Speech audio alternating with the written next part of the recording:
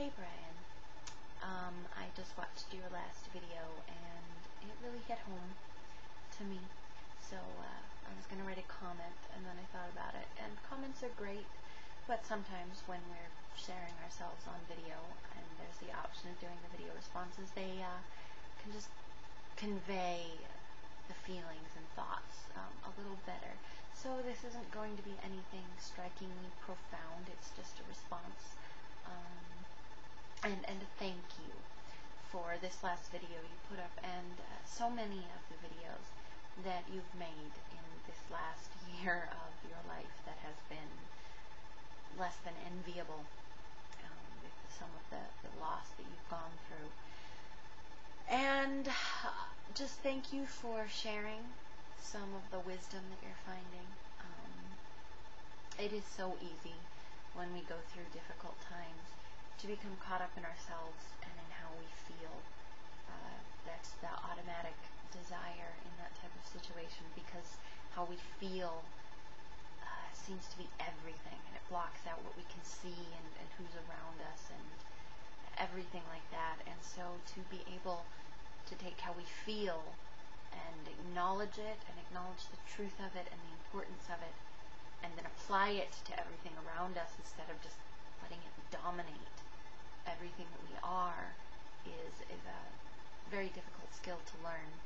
And unfortunately in this last year you've had a crash course in that.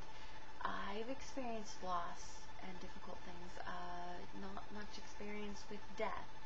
I've lost people and things in other ways, but I haven't had a lot of experience with that more final feeling, closing door of death, where, whatever we believe about what happens after, if we believe the person is still around or in heaven or whatever we happen to believe, either way, there's still a door that is closed, that wherever we believe that person to be, they're shut off from us, and it's our belief that has to keep us going, and not that day-to-day, face-to-face, tactile interaction that we had before.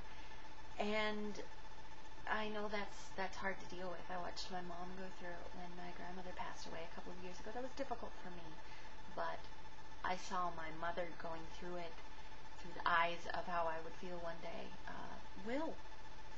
in losing my own mother.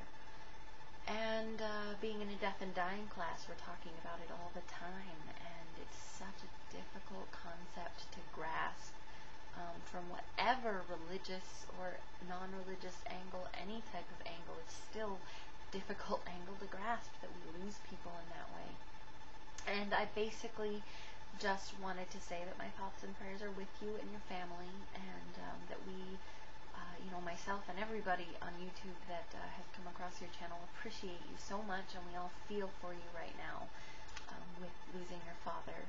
And that I really appreciate this video that you've made and some of the other videos you made after losing your son, sharing some of the things that you're learning, really sharing that experience. I'm sure that it is very helpful and therapeutic to you, but it also is helpful to us, because we're seeing another perspective, and it gives one more person a greater chance of not having to learn some of these things the hard way. Some things you always will have to learn the hard way, but something to look back on and to grasp. And it's why I like to read.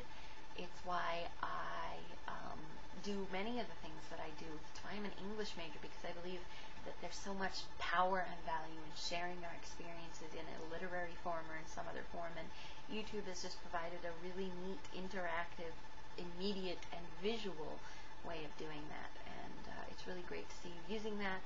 And this is really long and blabbing. It's basically just a really long comment, me saying I appreciated your video and I appreciate you, and I am thinking and praying for you and your family, and much love to you and yours. Thank you, Brian.